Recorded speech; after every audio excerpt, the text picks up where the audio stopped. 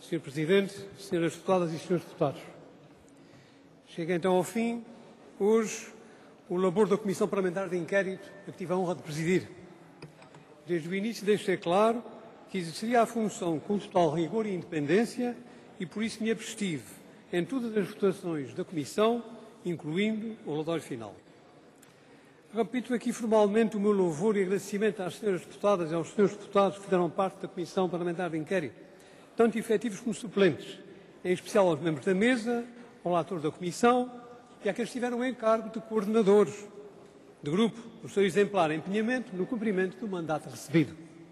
O mesmo digo dos funcionários do Parlamento, destacados para apoiar a atividade da CPI, tal como os dos representantes dos órgãos de comunicação social, que asseguraram a divulgação dos nossos trabalhos à opinião pública.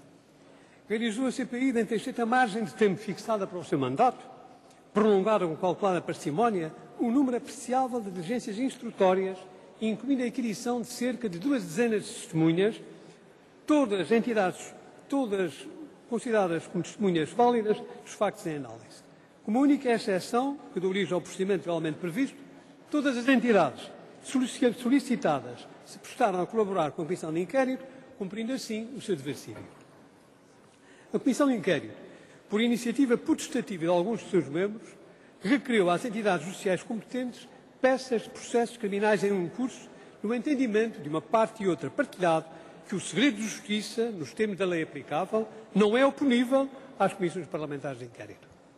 Entendeu, porém, a CPI, por iniciativa minha, reforçada por liberação da mesa, obtida por maioria com uma abstenção, liberação essa recorrível nos termos gerais do nosso regimento, mas da qual ninguém recorreu, não utilizar diretamente o conteúdo dos resumos de escutas telefónicas incluídos na documentação recebida do Tribunal da Comarca de Baixo Voga, nem nos trabalhos da CPI, nem no seu relatório final. Acerca desta matéria, gerou-se alguma confusão que tentei esclarecer, nem sempre com sucesso. A ninguém foi proibido o acesso às famosas escutas, mas apenas a utilização direta do seu conteúdo pela Comissão de Inquérito. Expressamente foi dito que o conhecimento das mesmas poderia até sugerir novas diligências instrutórias. O que me pareceu, e à Comissão de Inquérito, de tudo inaceitável, foi a utilização de escutas num procedimento parlamentar que não tem, obviamente, a natureza de investigação criminal.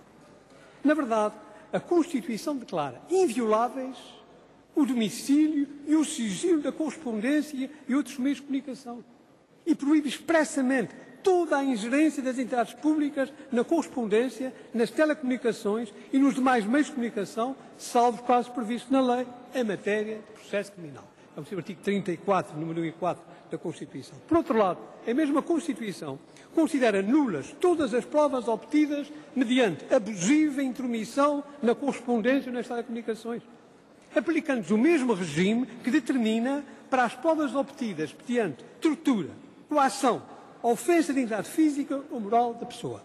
Artigo 32, número 8. Aduzem alguns o argumento segundo o qual dispõe da Constituição que as CPIs gozam de poderes de investigação próprios das autoridades judiciais, está-lhes facultado o uso de escutas telefónicas. A questão, porém, a meu ver, não é orgânica, mas sim material. A Constituição só permite a violação do sigilo da correspondência e das telecomunicações em processo de crime, o que exclui em absoluto os inquéritos parlamentares.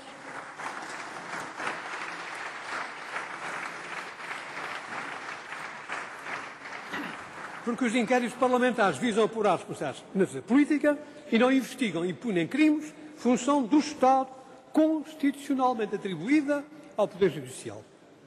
Aliás, os que defendem que as comissões de inquérito, pelo argumento invocado, podem utilizar escutas, também deveriam defender que elas podem ordenar escutas, o que é manifestamente absurdo e claramente repugna. O Estado de Direito Democrático assenta na limitação dos poderes públicos face a uma incompreensível e inultrapassável esfera de privacidade dos cidadãos, quem quer que seja. Há já, infelizmente, demasiadas brechas neste princípio e é bom que não seja o Parlamento a dar facilidades na matéria. Antes, pelo contrário, deve zelar no sentido oposto.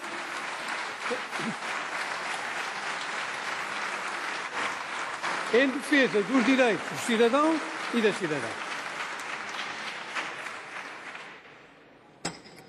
Os artigos citados da Constituição constam dela desde a sua redação inicial e não sofreram, ao longo destes 36 anos, 34, substancial alteração.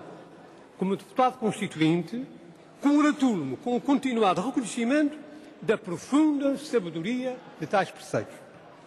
Acresce ainda, do que já não me lembrava, mas fui verificar no diário das sessões, terem sido esses preceitos aprovados em sessão plenária da Assembleia Constituinte sem discussão, o que evidencia o consenso unânime, quanto a um deles quebrado apenas por uma abstenção previsível, que sobre eles se gerou.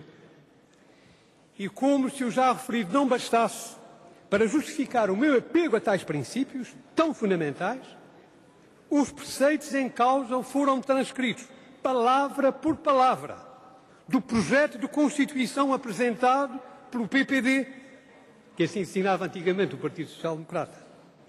A Comissão competente, que estudava as matérias de direitos, liberdades e garantias, considerou que o projeto do PSD, em confronto com os dos outros projetos dos outros partidos, continha a formulação mais completa e perfeita, digna de figurar na lei fundamental da nova democracia portuguesa.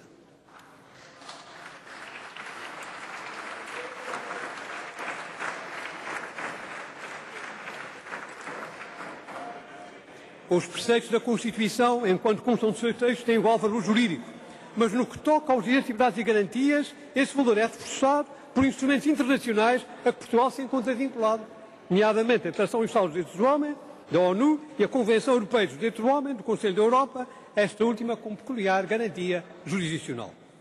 Mais importante ainda é que em tais direitos, liberdades e garantias se protege o núcleo duro da dignidade de cada pessoa humana, que é anterior ao Estado e ele se impõe, exigindo integral respeito da parte do poder, que assim fica limitado em termos absolutos.